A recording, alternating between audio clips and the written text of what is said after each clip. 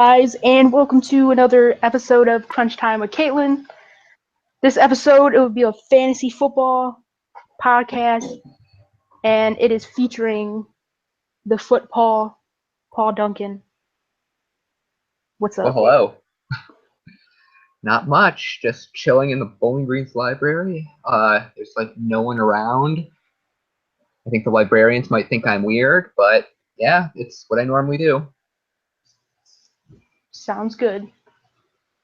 So, fantasy football. You know a little bit about this, correct?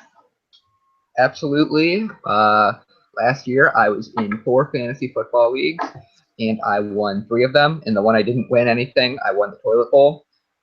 One was a 10-team league. One was a pretty competitive 12-team league, and I also won um, Landy's 12-team PPR league.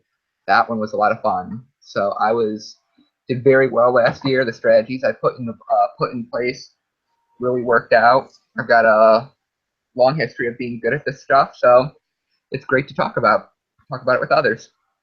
Well, thank you for joining. You're in my league, so I don't expect you to share a lot of your ins and outs, your, you know, all your like special picks. But at least if you give us, the people who are listening, a little bit, then maybe we won't be in last place. Maybe we'll be in, you know, third place or second place behind you.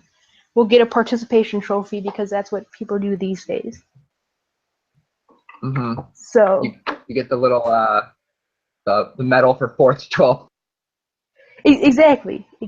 You get the cake, from the Bart Simpson meme. The meme. You tried. So At least you tried. Exactly. yeah. So a few questions. First off, how how do you personally rank like some players? Like if someone's suspended, like let's just say Le'Veon Bell, he's arguably the top running back uh, in the NFL right now. He could catch out of the backfield. He runs, 1,000+ yards. So how do you rank someone like him who could potentially be suspended or who is suspended for the first 3 games? People like him, people like Josh Gordon. How do you rank them? Suspended players. Hurt for the first few week players. How do you rank them personally? Well, those are the biggest types of risks. Someone like Le'Veon Bell, generally because he's a Steeler, I probably won't take him unless he slips really far. Usually in the leagues that we do with your friends, there's going to be that one Steeler fan who's going to reach for the Steeler player. Mm-hmm. So Browns and Steelers players, I tend to avoid them. But honestly, it's really difficult. I usually don't take suspended players around average. I'll only grab them if they slip, and I'm really confident that I can get someone in the 4th, 5th, or 6th round who can play those first 4 weeks, and then when Le'Veon Bell comes back, know that I have him in a good flex. So it's very difficult. It's not true for the price. What about? And it really just depends how much they slip. So someone like Le'Veon Bell, who he should be a first round type, player, but because he's suspended, I'm just saying if he wasn't suspended, he'd be a first round. Yeah, if he wasn't suspended, yeah, he'd be. So where would you take him? For example. Okay, so there's this website I use called Fantasy Football Calculator, and they have an extensive little database of average draft position. So where on average is this player taken? On average, he is the 13th player off the board. I don't really like him as the 13th best player, but if he's the 16th or 17th and I really need a running back, and say I got say other people like Zeke and Lamar Miller are off the board, yeah, I'm going to grab him. So it kind of has to do with where other players are, how my team is getting built, what I plan to do, who I take in the first round. That's kind of where I would look for him. Pretty much, we're in a 12-team league, so mid-second round is where I'd definitely try to snag him. What does it change at all if it's a PPR league for someone like Bell? Or Oh, no, I because mean, or because he catches the ball out of the backfield, do you maybe take him 10th overall, or because he's still suspended, he's still dropped? PPR, I guess, does switch it a bit. My little average draft position thing was already set to PPR. So yeah, Oh wow. I'm actually kind of surprised. I was looking on the website, and there really wasn't any difference between him and PPR and standard. But yeah, Le'Veon is definitely more valuable in PPR. He's one of the best receiving backs in the league. You should get an additional 50 receptions, even with, especially since Martavis Bryant is suspended, and they have a new tight end. They can stuff it to Heath all the time. Yeah, I feel that Le'Veon is definitely a bit more valuable in PPR leagues. But I still wouldn't risk a first-round pick on him in the first round. Okay, Also, cool. he's also coming off an ACL injury that no one's really talking about. I remember when Adrian Peterson was recovering from his ACL injury. Yeah, he had a great historic season, but not everyone is going to be able to recover like AP. I'm thinking maybe Le'Veon could still be a little rusty or still maybe have lost some explosiveness. Just something a lot of people aren't talking about that I think needs to be mentioned. Yeah, that is an interesting point. And even if he struggles, Pittsburgh is very comfortable. I'm using Le'Veon Bell because he's the highest rated suspended player. Um, with Le'Veon Bell, his backup is D'Angelo Williams, and D'Angelo Williams had a fantastic year last year. With Bell being, I Absolutely. believe Bell was hurt or suspended the first 2 games last year, or a game last year, and then he was hurt mid-season. So it's interesting. So who do you have as your number one overall player? In both standard and PPR, I have Antonio Brown. Antonio That Brown has seems just, to be the consensus number one guy everywhere I mean, you go. how can you not? I mean, like, he's been consistently great for the past 3 years. I think he's been the number one or number two receiver the last 3 years. It's just consistency, and this year he got an easier schedule than normal. He could potentially get 2,000 receiving yards. He's just that special of a player. Now with someone like Antonio Brown, or I guess players like Des Bryant and Zeke Elliott, Gronkowski too. I guess you could put him in there. The quarterback is on paper. It sounds they're good, but as long as they stay healthy. Someone like Big Ben, who he'll give you 12 really good games, but there is a high risk of him getting hurt. Someone like Ezekiel Elliott or Des Bryant and Tony Romo, who just got hurt in today's game. He got he hurt his back, his lower back, so I don't know how long he'll be out That's or anything like scary. that. So does the quarterback play affect a player you're taking? If I it's like a mean, wide receiver or running back, stuff like that. um, normally, I mean, we've seen examples of wide receivers who have a whole bunch of different quarterbacks, and they do the same with no matter who it is. There's like Josh Gordon in 2014 did great with Jason Campbell. Gary Barnidge, it didn't matter who was throwing him the ball, he was going to be getting his points. But there are other players. Antonio Brown, the 2 worst games he had like the last 3 years, quarterback. So those are some things you need to be concerned about. But with Dez, even if Romo does get hurt, I think Dez should be fine. I think his ADP will take a hit, which is good for me if I'm trying to pick him up. Because Dak Prescott's been looking great in the preseason, and I just think he's just a talented enough receiver to overcome that. What about Gronkowski? Because Tom Brady, he'll be suspended the first 4 games. It looks like. Well, it is. He will be. Does that affect anything, or is it because they're just so good? Like, Gronkowski, and Gronkowski is known to get hurt. And I don't know if you believe in the Madden curse, but he is on Madden this year. So are you going to avoid someone like that? Oh no, Or I him love specifically? Gronkowski. Him specifically, my bad. With Gronk in the first 4 games, I really don't think his production will decline. When a young quarterback takes over, usually the tight end is his favorite target. The tight end is for checkdowns. When the rookie's too scared to throw deep because he doesn't have the feel for the defense, the tight end can often be his best friend. Look at Delaney Walker and Marcus Mariota.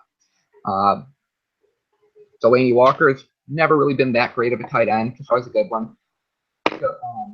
Plays with Marcus Mariota, and the quarterbacks at Tennessee, has one of the best seasons of any tight end last year, besides the Gronkowskis and Reeds. So I really don't think he's going to struggle under Garoppolo. Do better under Garoppolo with receptions. Injury-wise, I mean, it's always kind of tough. I don't think the Madden curse has anything to do with it. There's been plenty of players who were on the cover of Madden and didn't really get hurt. Like Drew Brees, like I think his thing in the Madden curse was he just like hurt, had like a finger injury in week 15. They said, "Oh, that's still proof of the Madden curse." No, there's been players who can overcome that. I'm not concerned. If Gronk gets hurt, Gronk gets hurt. It has nothing to do with Madden. But I still think his upside of you're pretty much automatically getting the number 1 tight end is worth a late first round selection. Gronk was a player I took in the first round last year, and it was a great decision, especially since a lot of the players before him and after him turned out to be CB busts, like LaShawn McCoy, the CJ Andersons. So yeah, I'm all for taking Gronk. I love Gronk. Yeah, I unfortunately took CJ Anderson last year, and I paid for that one. So that was not good for my team. So what about guys who at the running back position who share time? You know, someone like we could use the Browns as an example. I know, Duke Johnson is great in PPR league. And Isaiah Crowell, he'll probably be like the main back, the bell cow, first and second down, and Johnson will catch the ball out of the backfield. But, we see the Patriots use Deion Lewis, who will be out the first few weeks, and I unfortunately took him in one of my drafts instead of Duke Johnson, and I'm kind of kicking myself. But, how do you factor stuff like that in? Do you factor, obviously, if it's a PPR league, do you go with the guy who could catch the ball more? Or do you go with the guy who just, third and goal at the 2, who's going to, run it in for a touchdown and get you, 5-6 points fantasy-wise? That's difficult. Pretty much almost every running back is going to have some type of going to have someone splitting time with them, unless you're Todd Gurley or Adrian Peterson. Lamar Miller. And even Adrian Peterson is going to have Jerick McKinnon's playing third downs in Minnesota. So even AP, David Johnson might have Chris Johnson. Zeke is going to have Darren McFadden and Alfred Morris. Even these guys in the first round, they still do have players who are going to take away touches from them. So what I usually look at is what do the players do with their touches, and are they going to lead the team in touches? Because usually the more talented player gets more of the touches. Le'Veon Bell is more talented than D'Angelo Williams. He's probably going to get more touches. We know he's going to do more with them. So I guess it's just finding the balance. You're really just looking for fantasy points any way you can get them.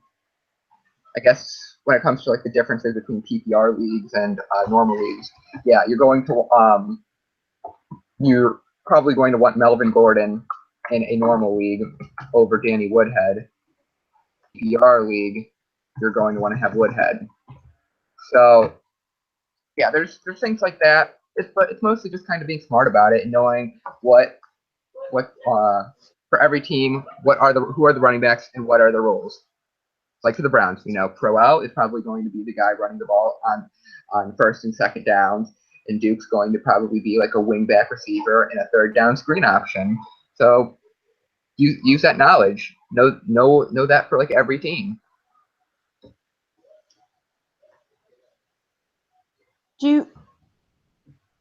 Okay, so let me think. How do you personally value the quarterback position? Like if you're at number, let's say 18, and Cam Newton is there, do you take him? No, I'm not taking Cam Newton with the 18th pick.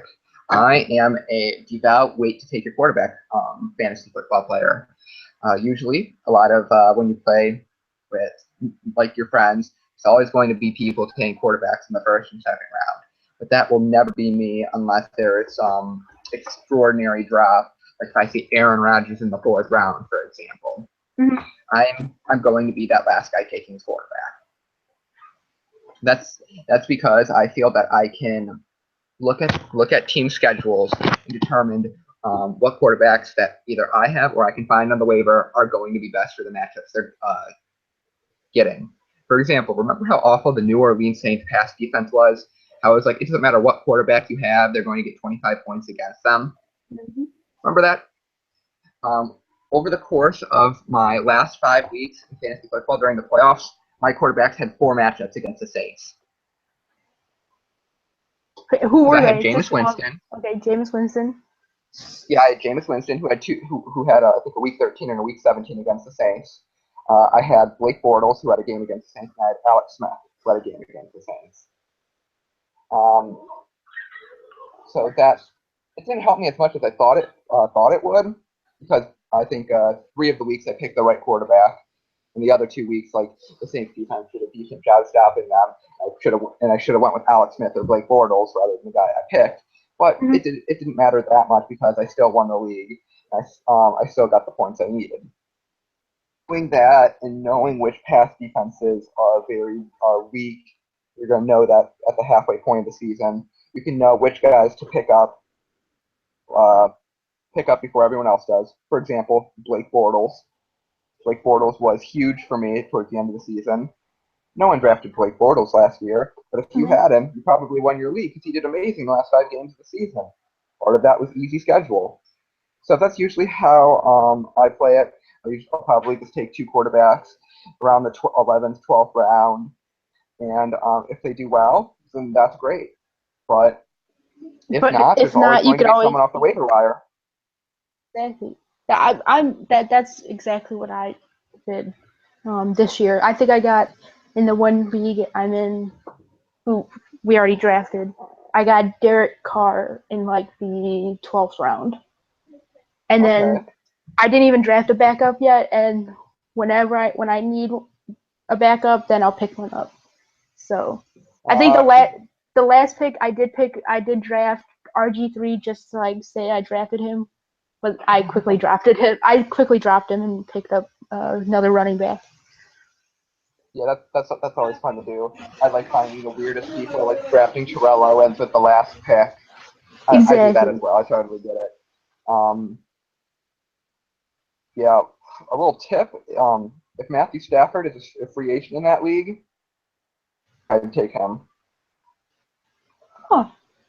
Now, like on paper, you would think, well, he has Golden Tate and Marvin Jones and Anquan Bolden, but you kind of see how their offense is, and it's like, well, they have those guys. They got Eric Ebron. They got Theo Reddick, who catches the ball a ton out of the backfield. I think he was 4th or 5th in running back receptions. Yeah, he's one of the best receiving running backs in the league. So, and I got him in my PPR league. So I'm good choice. Really, honestly, the one pick I wish I had back, and I thought I just wasn't paying attention to the draft order. I thought I drafted high. I drafted number 2 overall, and obviously I had the, you know, I had 2 picks in 4 picks. So I thought it was my first pick, and then 4 picks later I pick again, but it was my second pick, and I had to wait. So I drafted Dion Lewis.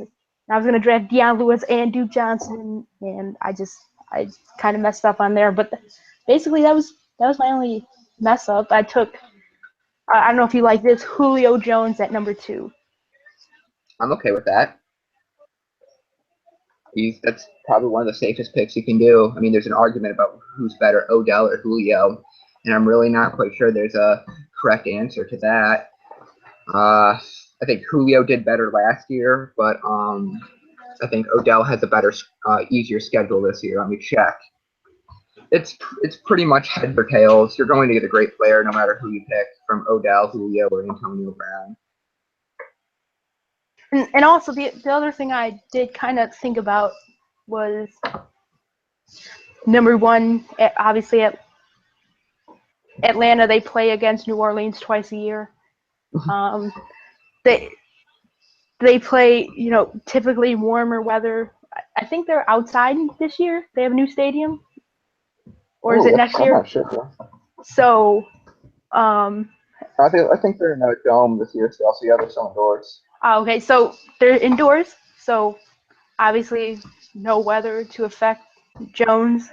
Also, Odell Beckham Jr. The Giants. Yeah, they have the same offense, but I don't know if play calling is going to be the same person. It's going to be who's their coach?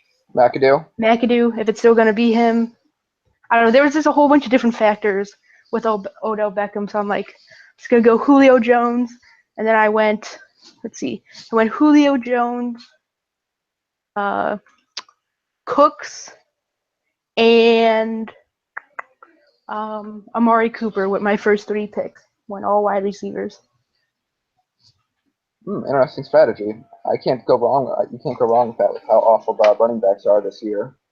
Well, and that was the other thing. It was the running backs are extremely top heavy.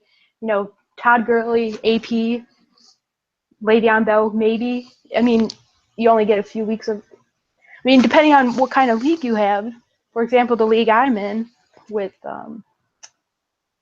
there's only 13 total weeks, so you're losing Le'Veon Bell for 4 weeks off the top, and at the time of the draft, you were losing him for 5 weeks. But again, there was some. 4-3. Well, at the time of the draft, it was the suspension was still 4 games plus a bye week. Yeah. So, and then like 3 days later, it came out that it was 3-game suspension. So, of course, there was some dummy who took him, 10th overall. But hey, man, if that's what you gotta do, that's what you gotta do. I just don't agree with it, especially the running backs this year. I think my running backs are Jonathan Stewart, Dion Lewis, and Ryan Matthews. So if I gotta use a combination of those, whatever. Dang, that's scary for me. how bad the running backs are. It really is, and it is kind of perplexing. I mean, at one point I see the NFL changing. Obviously, it's a pass heavy game now, but I don't understand. Like, someone took Adrian Peterson 3rd with Odell Beckham on the board, and it's like, yeah, I wouldn't do that. Yeah, that doesn't make sense.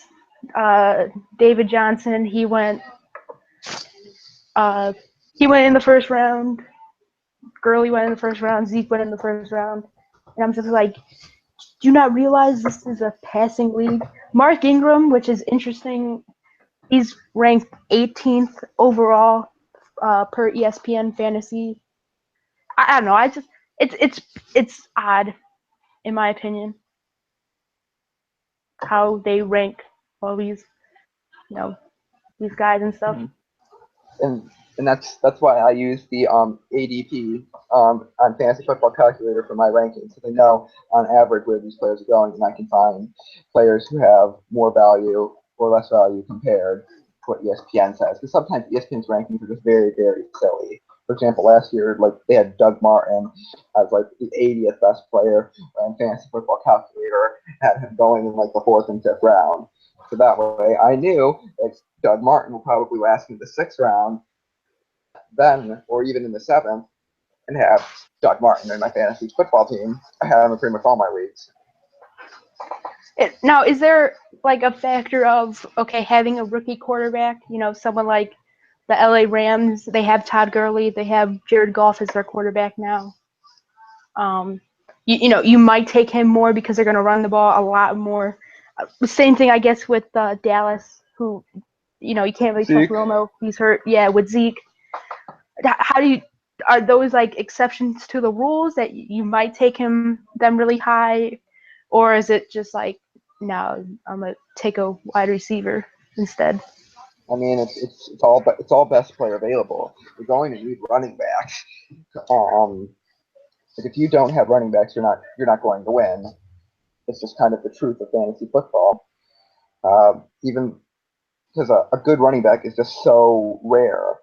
I remember seeing like last year, people were having players with 3 or 4 running backs having 3 or 4 points a game starting on these teams because they didn't draft good running backs. They're scrambling to find anyone on the waiver wire. You cannot be that guy and win. So you're going to need to find a lot of good running backs. There are certain running backs that just get like hot for like 3 to 5 games during the season, and then they either get hurt or their starter comes back. Having those types of players is essential as well. Depth is just so big when it comes to running backs. I think he had 4 or 5 running backs get hurt in one of my championship leagues. But I just had so many running backs. I had guys like Ronnie Hillman and a whole bunch of just those decent level running backs, those top 30 running backs that it really didn't matter. And it picked up Tim Hightower, which helped. See, and then again, like someone like Tim Hightower, like everyone forgot about him. He was like the big dude in Arizona for a few years. Then he drops out.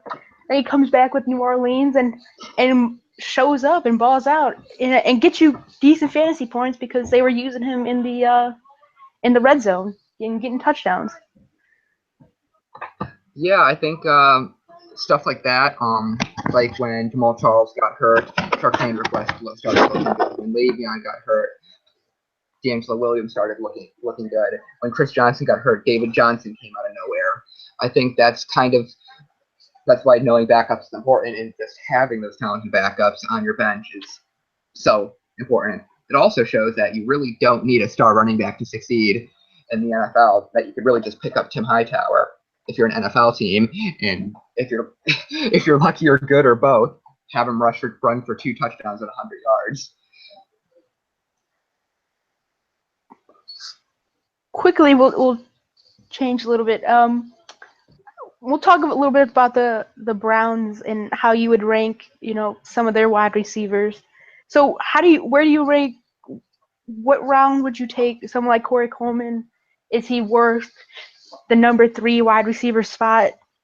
Maybe someone like Josh Gordon, do you just take in store for, week 7 when, your top guy is on a bye week? How do you like any of the Browns guys? I know you say you don't usually draft Browns, but, taking a step back from fandom, how do you, would you draft, what Browns would you want this year if they were to drop or whatever?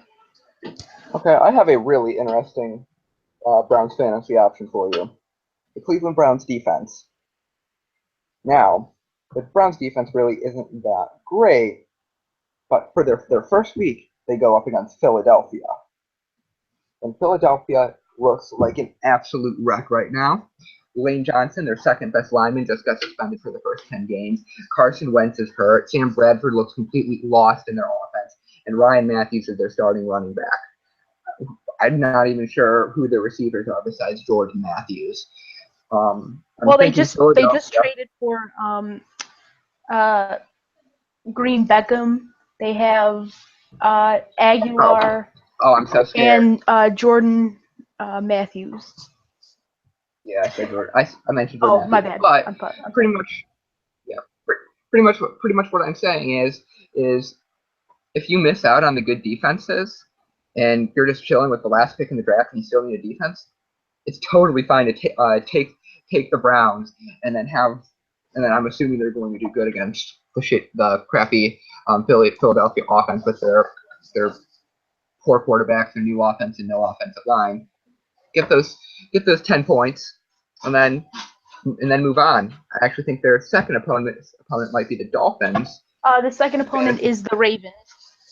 Oh, right, and then the Dolphins are third. So yeah, that's three pretty easy matchups from straight off the get-go for the Browns. Huh. I never would have thought to potentially take the Browns defense if available. Well, I'm sure it is going to be available because they're so on paper they're going to be terrible, but for the first 3 weeks, that's not a bad pick at all. Not one bit. Yeah, there is a strategy that says when you draft players in fantasy football, really just only look at the first 5 weeks of the schedule, because after that you have no idea what's going to happen, and that's when your waiver wire picks taking account. So teams like the Browns, the Colts also have a pretty easy schedule. The first little bit. So that's kind of how I do defense. Other Browns players, I think Josh Gordon could be a pretty good pick in the 6th or 7th round if you're risky. Not a big Corey Coleman guy. He might be like a 10th round type of player. 30th or 40th wide receiver off the board. I would not want to start him at all. And then Duke Johnson, maybe 5th round PPR, 8th round normal, maybe even 7th round if you really like him, and then Crow 7th or 8th. That's about where I have them. Okay, so I'm actually doing a fantasy football mock draft right now. I have the 8th pick, and my team name is Rest in Peace Harambe. Off the board is Antonio Brown, Julio Jones, Odell Beckham, David Johnson, Brandon Marshall, who team number 5 reached for a bit, AJ Green, and then there's a guy picking, and I'm next. Who do you think I should look to grab? Todd Gurley and DeAndre Hopkins are pretty much the top 2 available.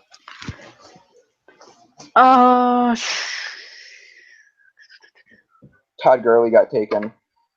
So basically, DeAndre Hopkins, Devontae Freeman, Des Bryant, Gronkowski in that 8. Honestly, you like Gronkowski. Why not take him at 8? Or is that a reach? It's a bit of a reach, especially with DeAndre Hopkins there. DeAndre Hopkins, Des Bryant, Adrian Peterson, Allen Robinson, Lamar Miller on the top of the draft board. I think DeAndre Hopkins is probably the safest pick there. Is it a 12-team league? Actually, yes. So you'll pick 6 picks later?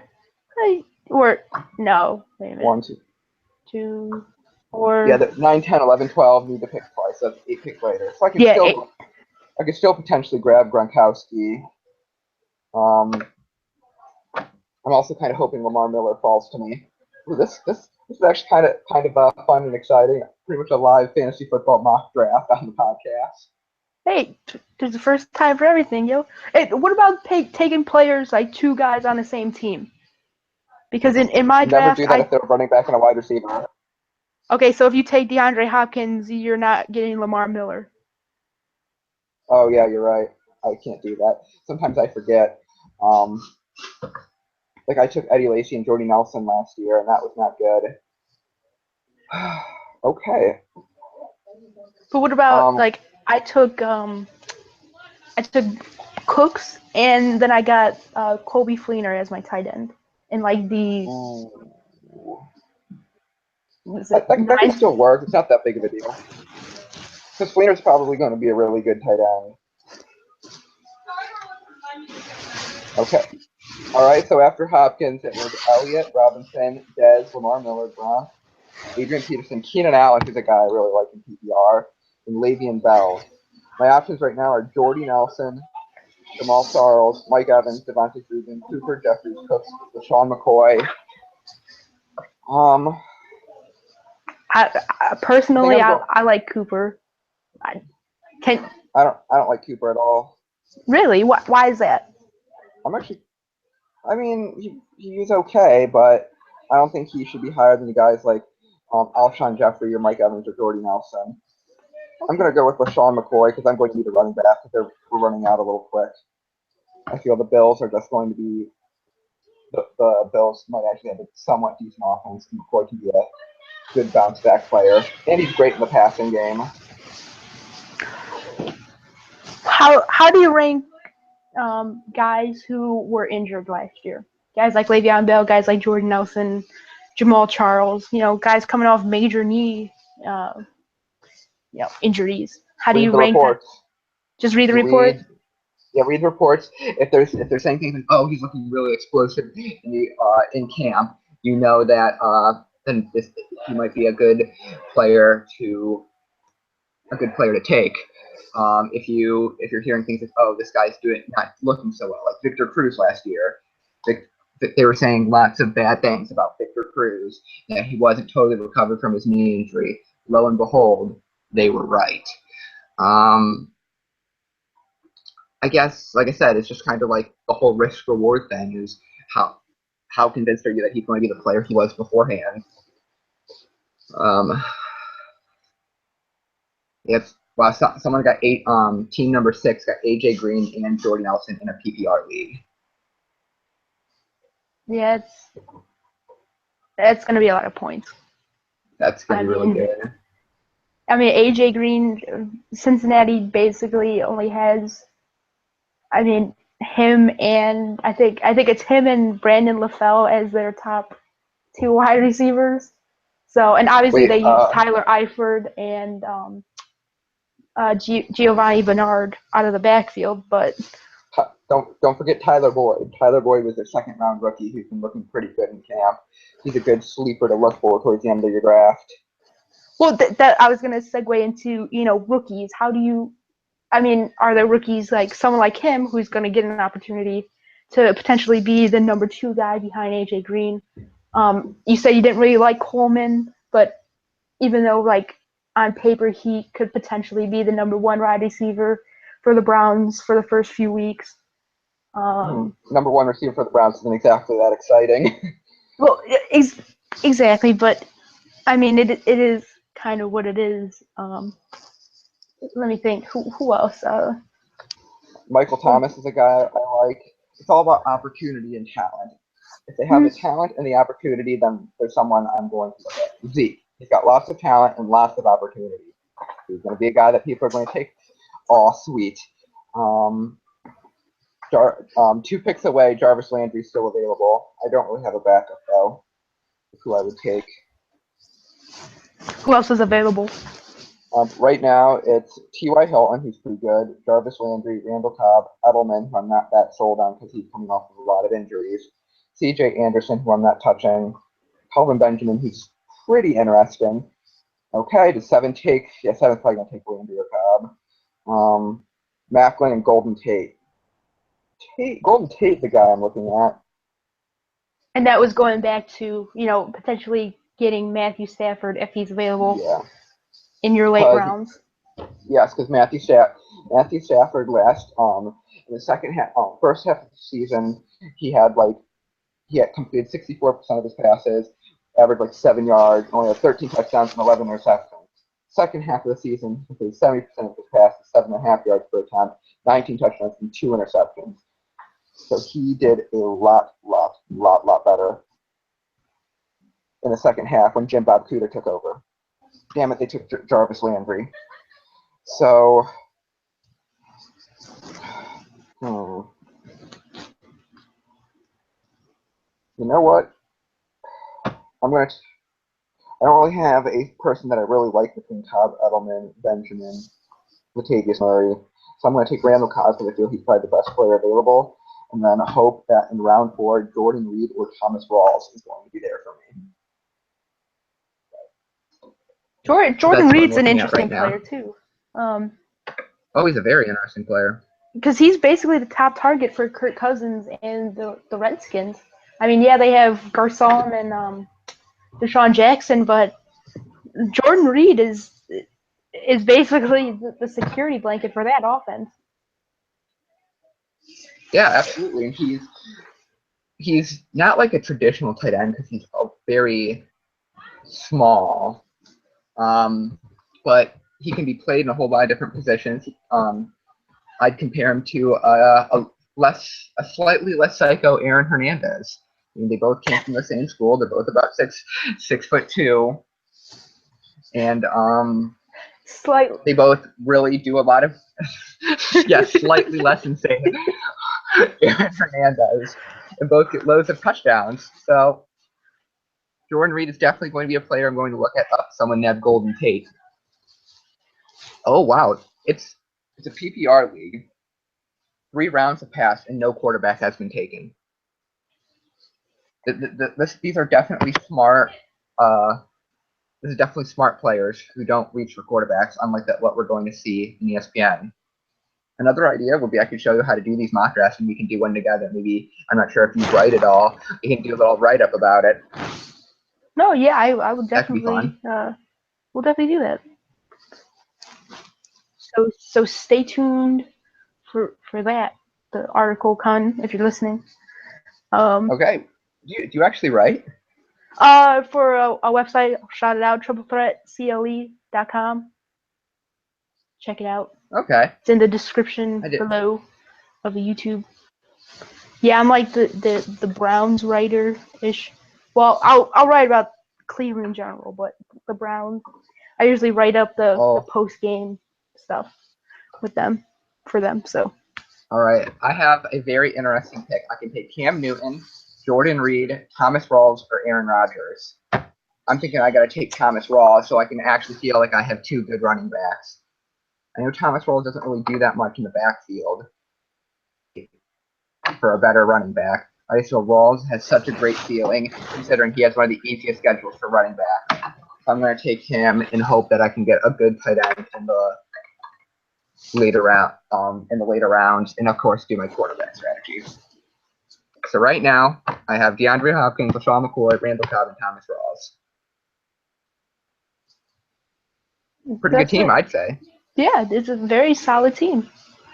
Very solid. See that they draft best player available. It's so critical. You don't want to be reaching for your favorite players if your favorite players you'd never want to reach, I guess.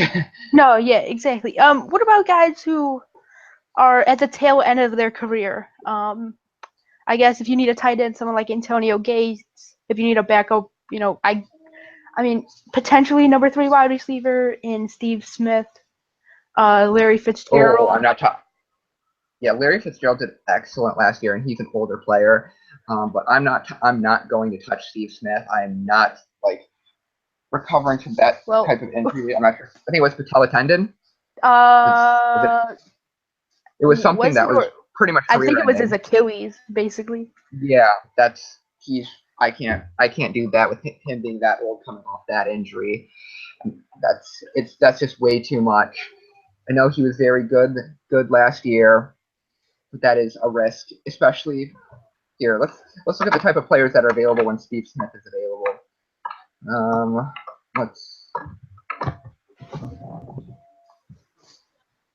Yeah, Steve Smith tore his Achilles last November. Oh yeah, that's just not. And Rip, I took him extremely late, but I did take him just in case. Oh, I mean, yeah. So Steve Smith on average is getting taken around the 11th round. That's when players like Matthew Stafford are going. Martellus Bennett, who's a sleeper tight end. Tavon Austin, players like Devontae Booker or DeAndre Washington, your bench running backs. I think taking a player like, Kamar Aiken's actually healthy, and he's getting taken a couple picks earlier, is a much better pick. Vincent Jackson, Mohamed Sanu, good defenses. handcuff running backs are all better choices than, I would say, Steve Smith. Yeah. Steve Smith is getting taken in the early 11th round on average. Tyler Boyd and Sammy Coates are getting taken in the 12th round. I think Sammy Coates and Tyler Boyd are both better, have better chances of succeeding this year than Steve Smith. Yeah, where did I take Steve Smith? I'm looking at the results. I took him in the 12th round. Okay, so you got him 143rd overall. 143rd overall. So yeah, I guess there is value in that, considering he's on average 129. We're just looking at average draft position, but I would not touch him with a very large stick. Okay, they took Marvin Jones. Duke Johnson and Marvin Jones got taken. So top players on the board are Decker, Baldwin, Floyd, Fitzgerald, Matthews, and then Russell Wilson, Giovanni Bernard, Jeremy Hill. But I'm actually kind of sad that I took Thomas Rawls now, because I feel that I could have gotten similar production from Jeremy Hill. Now, I know he's not really a PPR stud, and Giovanni Bernard may be, but rumors in Cincinnati campus that Jeremy Hill has been absolutely killing it. Yeah, Jeremy Hill just got taken for. Someone reached for him. So Jeremy Hill is someone 4th or 5th round that you should probably look to have taken. Someone like Eric Deckard, who lines up next to Brandon Marshall, who's basically a top 15 type player, top 20 at least.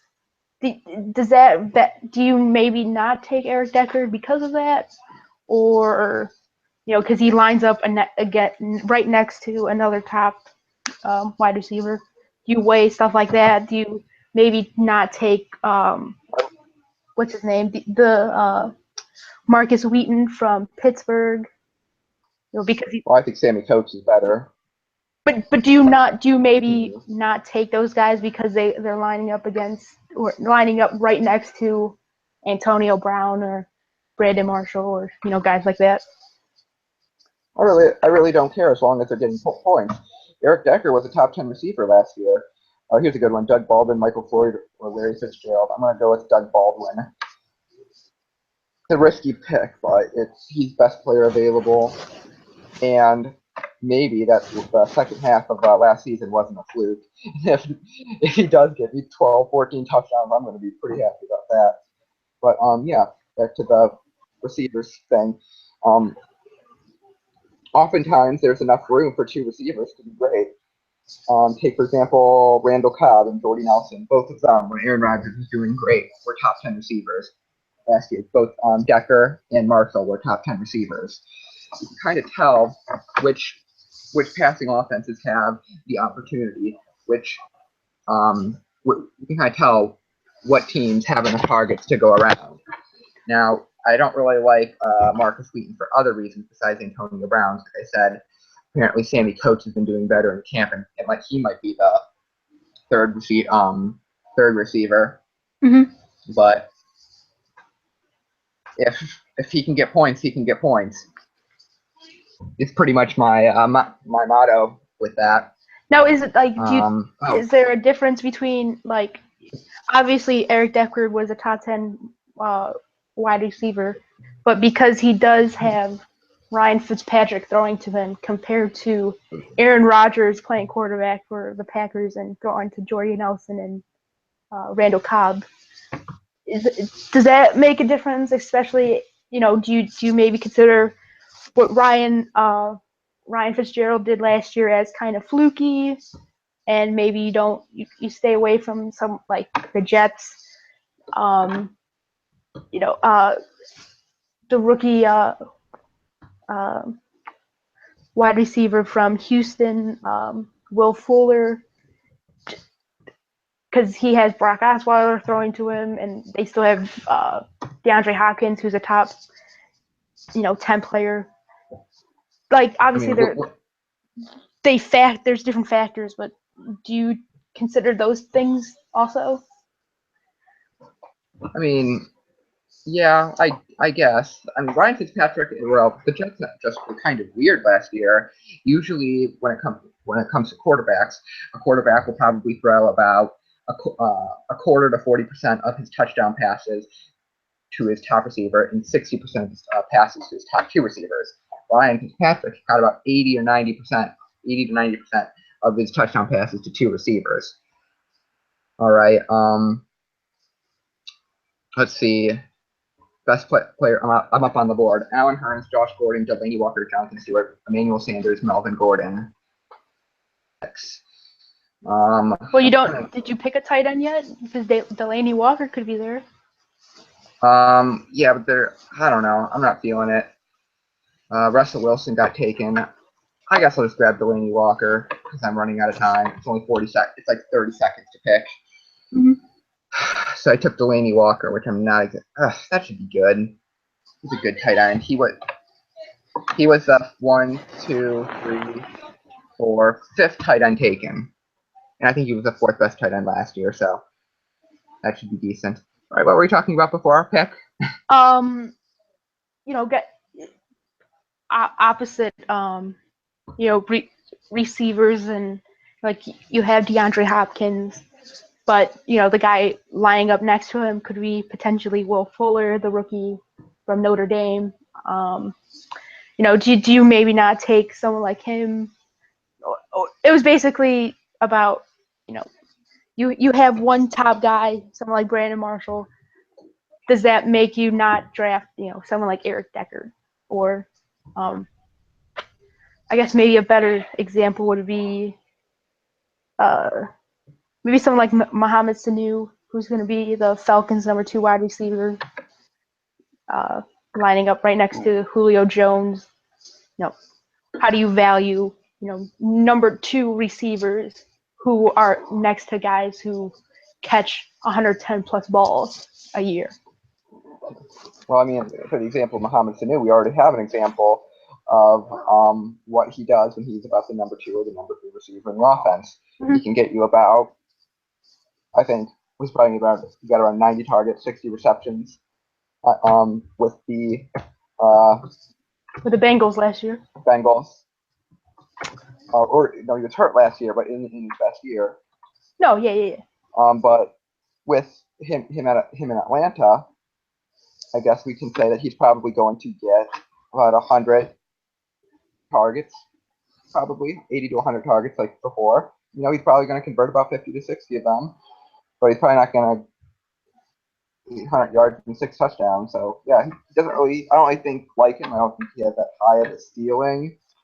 Yeah, his best season, he had 98 targets, 56 receptions, 790 yards, and 5 touchdowns. I don't really think he's going to have any more opportunities than that, and that right there isn't going to be starting fantasy football material. So yeah. And that was 2 years ago, and I believe Marvin Jones was out that year also. Yes, he started 13 games that year, so he was the number 2 that year and the year before, and he really didn't get that much done. Okay. Yes, I think he had a passing touchdown though, so that's always fun. Yeah. What about is there any value? Like, I know it seems like the Browns are going to use Terrell Pryor as a weird wildcat guy. Potentially their red zone threat. It's almost like a one of those big running backs like a LeGarrette Blount or who's the dude from Tennessee like a while ago, Lendell White. Young? Lendell White, who didn't rush for many yards but just had 10 touchdowns. Is there any value in that? Getting a red zone target guy or a fly route guy? Those types of players are generally the most fun. They're very fun players to own on your team, or scary players, depending on the terminology. For example, Jeremy Hill was that guy last year. Jeremy Hill had like 10 to 12 touchdowns last year, and the way that they weren't very spaced very evenly. So some games he would get me -2, 1, 3 points. In other games he would get me 24. Let's see. Yeah, overall, Jeremy Hill was the 13th best running back last year, and here was his first 4 weeks: 18 points, -1 points, 2 points, 24 points, and they had 2 and 12. So that kind of high risk, high reward, high standard deviation. I think, 7.4 standard deviation for Jeremy Hill. Yeah, I actually look at standard deviation when evaluating my players. You just know if you're going to be boom or bust. And it depends on your style. Some people prefer players like that. Other people want guys like Eric Decker who score 10 points every game. Mm-hmm. Ooh, I think it's the 7th round. Jonathan Stewart, Ben Roethlisberger, Devontae Parker, Chris Ivory, and Amir Abdullah are on the board. Oh, I should have taken a running back that last pick because Gary Barnett's on the board for this round. I would have liked Gary Barnett just as much as Delaney Walker. I'm going to go with Amir Abdullah because, like I said, I'm really liking the Lions this year in fantasy.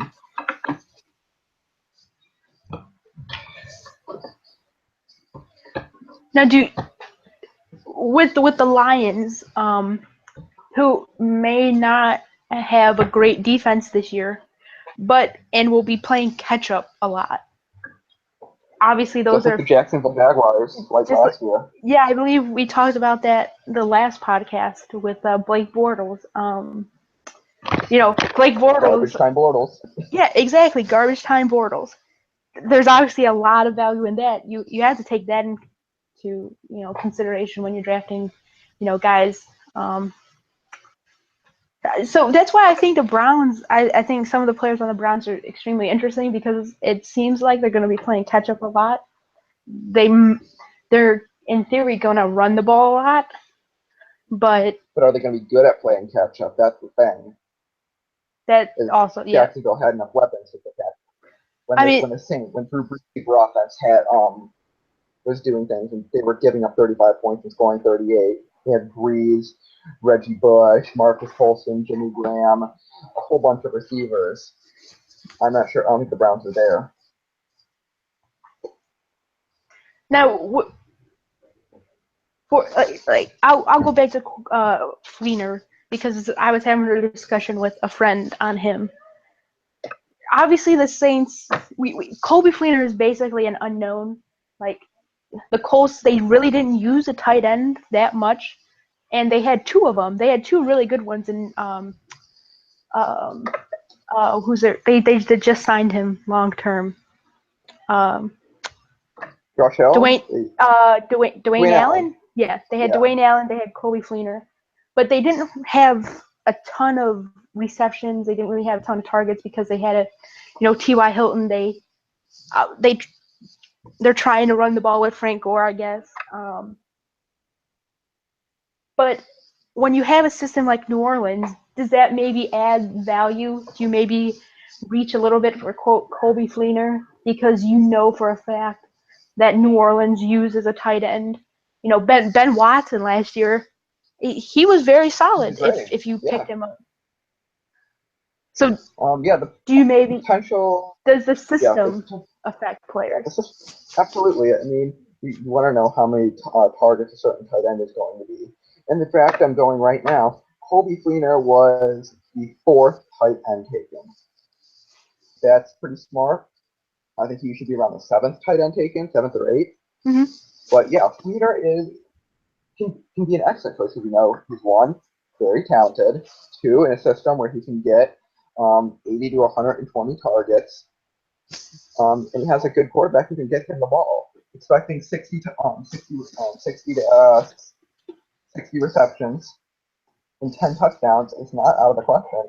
And 60 receptions, 800 yards, and 10 touchdowns for a tight end is going to be top 5. So, yeah, Colby Fleener is an excellent choice. But reaching for him, making him the 4th tight end selected when Delaney Walker and Travis Kelce and Gary Barnidge is on the board, I don't think is very smart. Well, Travis Kelce is just an odd situation because of Alex Smith doesn't like to throw to, wide receivers. And obviously they only have basically Jeremy Maclin, and it's kind of about it. But it's just, I don't know, it's very fascinating. You're not going to take a Chiefs wide receiver and hope for points. You're just going to take him and hopefully, God intervenes. Yeah, exactly. You're just like, well, Now, hopefully maybe today's the week. Because wasn't it like 15 straight weeks of not throwing Yeah, to? that was in 2014. He had the Yeah. whole season without going to a single receiver. And then Kelsey actually didn't do that as great last year as I thought he did. He only had 5 touchdowns, 101 targets though. So I think Kelsey's tight end touchdown numbers are bound to improve. He's not going to get 5 touchdowns next year. So yeah, I think Kelsey is better, and then Ben Watson is right below him. That's another thing people don't do. They don't look to see who did well last year. It's just such a simple thing you can do. Is just look to see what people did last year and kind of think, oh, what's changed for this year? Oh wow. Because I thought Travis Kelce was the top 5 tight end last year, but he wasn't. Top 5 was Gronk, obviously, Mm-hmm. Jordan Reed, Gary Barnidge, Greg Olsen, and Delaney Walker. So yeah, now I feel kind of silly for taking Delaney Walker over Gary Barnidge when Gary Barnidge got more points than him last year, and I did it with crappy quarterbacks, and I still have a crappy quarterback. True, So but the it's wide receivers for the Browns this year, they'll get more targets. No? Or do you just, or does that not even factor in? Because he's just that good. Because Delaney Walker, like the Titans tight ends or wide receivers, yeah, they have Kendall Marshall or Kendall Wright, but I believe that's about it. They're gonna run the ball a lot with DeMarco Murray, so maybe someone like Delaney Walker has more value than Gary Barnidge because Gary Barnidge will be eventually vying for receptions and targets with Josh Gordon and Corey Coleman and Terrell Pryor.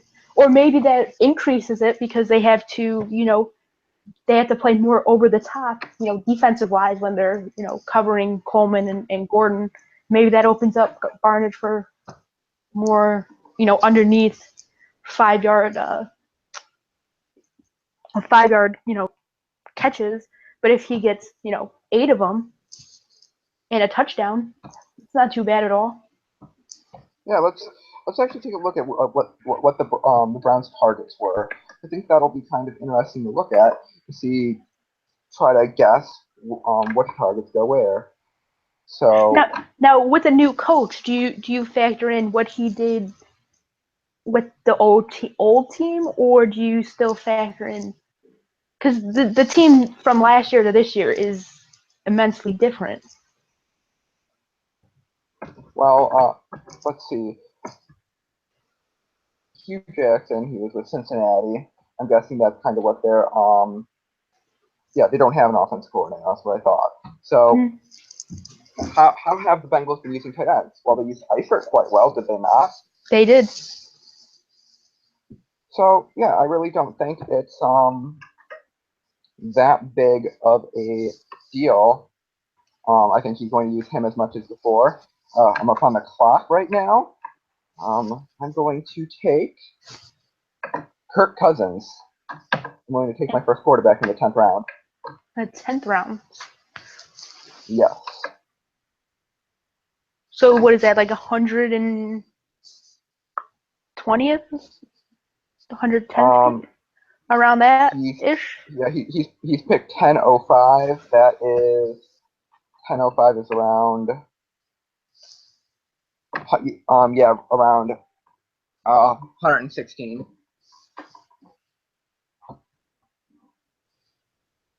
So yeah, that's about where I got him. I made a tiny reach for him, like a two pick reach, but I really like Cousins because of his easy schedule. Kind of similar reasons why I like Matthew Stafford. Overall, Kirk Cousins I'd probably want him to be about the 12th quarterback taken. He's got one. Yeah, that's about where. Yeah, he's the 12th quarterback taken. Referencing the draft I did, Kirk Cousins went the 9th round, the last pick in the 9th round, so 108th overall.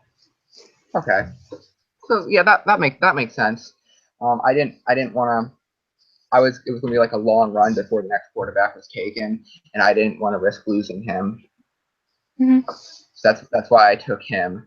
So right now my team is my running backs are LaShawn McCoy, Thomas Rawls, Amir Abdullah, like I said, Detroit like him, Charles Sims, who I think is kind of like a Theo Reddick or a Danny Woodhead type player who can get loads of receptions with Tampa Bay, and I've been thinking that maybe Doug Martin might regress a little bit because he finally got his big contract.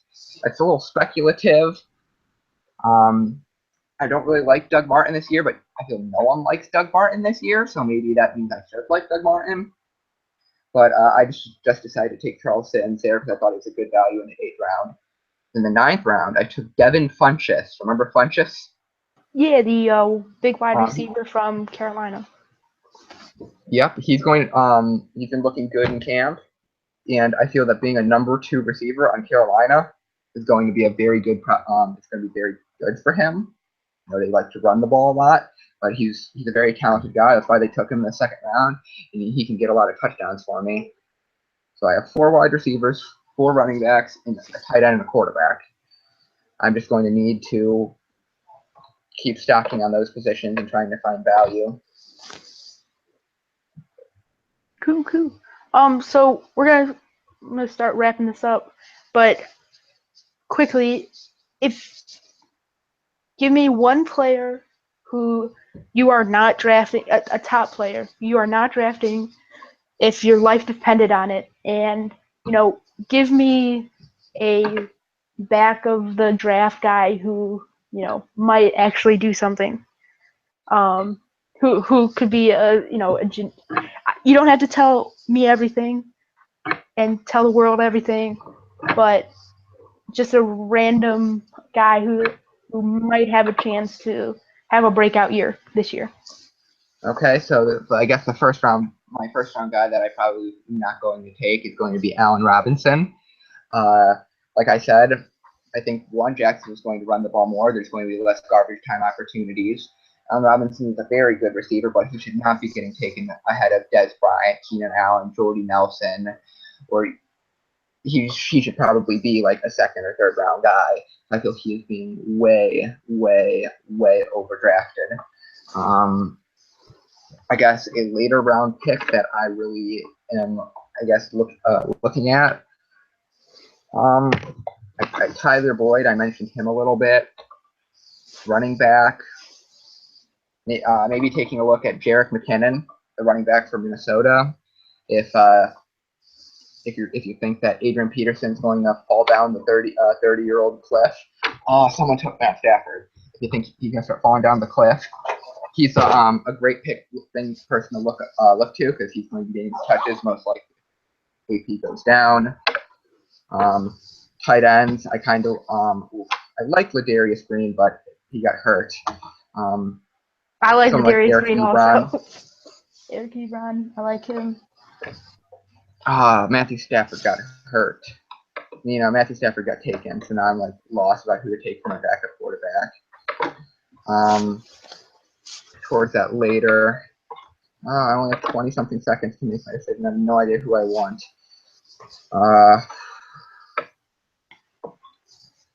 I'm going to go with DeAndre Washington, the backup for Oakland. I'm not sold on Latavius Murray being able to do that well because he struggled in the 2nd half of the season.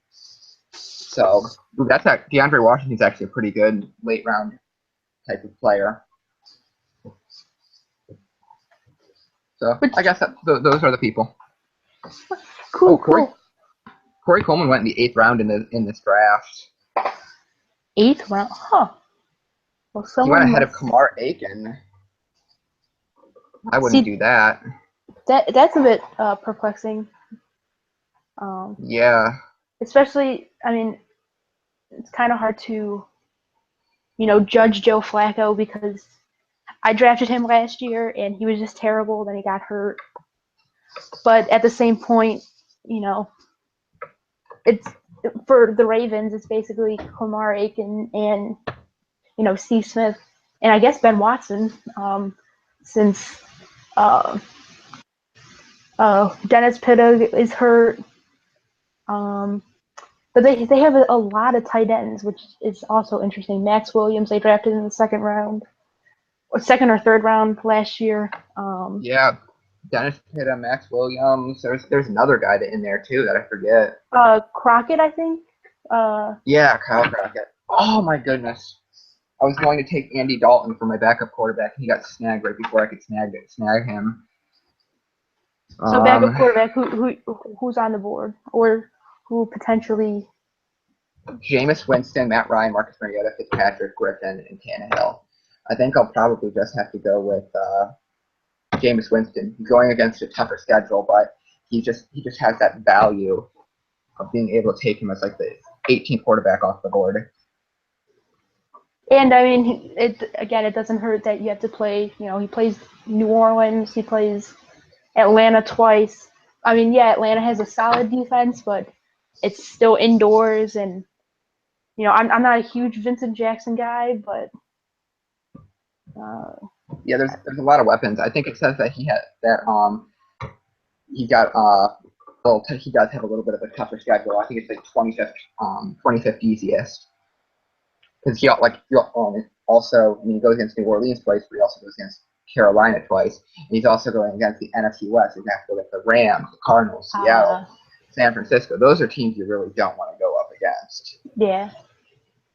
But I'm taking him based off talent more than schedule, and I love looking at schedule when deciding which players I'm going to take.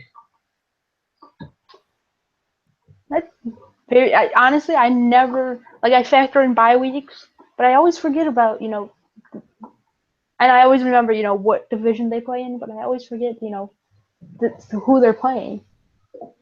Huh. I actually really don't look at bye weeks nearly as much as everyone else does. I have 3 running backs a week 10 bye, and I really don't even care. Huh. Hey, that just means that all the other weeks I'm going to be set. It's actually a strategy some people use called bye stacking, where you pretty much set one bye. You try to pick as many players as you can from one bye week. So all the other weeks, when everyone else is dealing with 1 or 2 bye weeks, you're at full strength. And then that one week, you're going to lose, but all the other weeks, you're potentially going to win. Huh. See, I never thought about that. Mm-hmm. I learned many things. Huh. It's the 13th round. It's a third to last round, and I'm about to do what every fantasy football analyst tells you not to do. Want to know what I'm going to do? I'm going to be the first. I'm going to take a kicker. And what kicker are you taking? I'm planning on taking Gostkowski. There's 3 more picks, but Gostkowski's still up there. I mean, for me, I get when people say don't reach for a kicker, they mean don't take a kicker in the 10th round when someone like Kirk Cousins is available. But it's the 13th round. My draft is going to be kicker, sleeper, defense. Why not have the best kicker, someone who can get me about 20% more points than the kicker I'm taking in the 15th round? And since I already know I'm taking my defense in the last round, I might as well take a kicker before everyone else takes a kicker. Because 13th round, I'm going to get a kicker in whatever sleeper I want. But if I take my sleeper now and take my kicker in the 14th, I'm probably going to end up with some Dan Bailey or the 5th best kicker. Mm-hmm. So I'm deciding that, you know what? It's the 13th round. I'm going to take a kicker. I really don't care. Huh. I guess that does make a lot of sense. A lot of sense. Mm-hmm. So, well, I'm gonna wrap it up. Again, thank you, Paul, for joining me, talking some fantasy football. Absolutely. Good luck. Did I sound smart? Yeah, I honestly I learned some stuff. I never really thought about bye week stacking. Yeah. But that makes a lot of sense. Like, go out if you have a bye week, week 6, then oh well, you lose week 6, but guess what? You're gonna go. There's a high percentage chance you're gonna end up with 1 or 2 losses because of that. I never thought of that, but wow, that makes a ton of sense. Okay, so pretty much now that the draft is almost over, pretty much I just have my defense to take. I'm probably going to take the Browns or the Colts defense.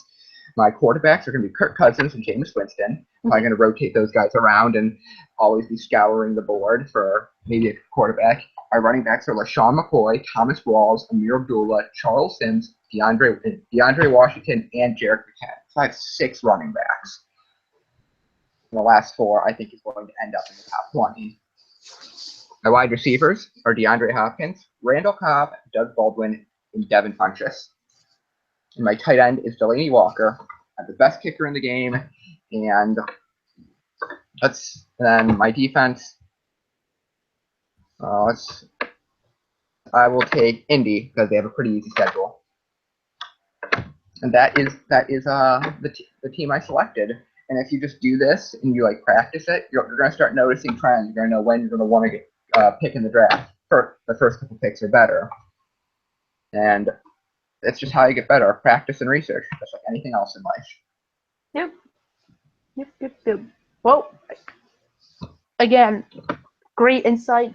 I learned some stuff, and hopefully, people check this out that at least aren't in the draft I'm in. So maybe I'll know a little bit more than everyone else. Obviously, you'll know way more, and I'm sure you have your super sleepers. But again, thank you so much for coming on. And all right, anytime.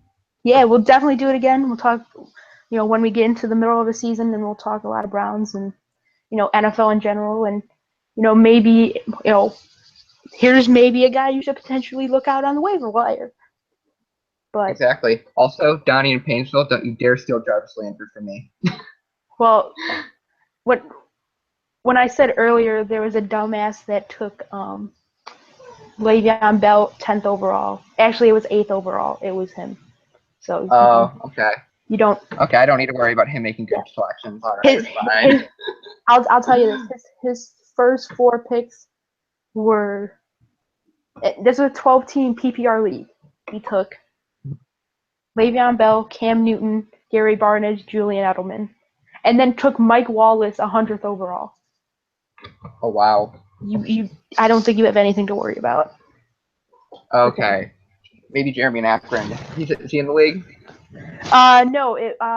There's Donnie is, Patton Shaker is. Yeah, Patton Shaker just retweeted us. Thanks, Patton Shaker. Andy, he's in it. And just good old Landy. Yeah, good old Landy. I'm about to jump on the Madden, kick his ass. Joking. And then just a whole bunch of random other, Cleveland Twitter people. So. Excellent. It's exciting. And all right. Again, check out, follow Paul on Twitter at TheFootPaul. Correct? Absolutely. Almost at 500 followers. Hey, come on, get Paul to 500 followers. That's what we really need to do. And hopefully this podcast will elevate you, or maybe it will decrease. If it decreases your followers, I'm sorry. Okay, yeah. I've got another podcast with Jeff Rich coming up with Forever Rebuilding. I used to work with More Than a Fan Cleveland, which is now Forever Rebuilding, so I still have some connections there. And like I've been saying, communication and being able to talk about certain things is I'm really trying to step up my game on podcasts. No, yeah, and anytime you want to come on, please just hit me up. And anyone listening, if you want to come on, I'm willing to talk to anyone, because there's a lot of stuff I don't know about, and I like to learn stuff. So, again, thank you, Paul, for joining. And follow him on Twitter.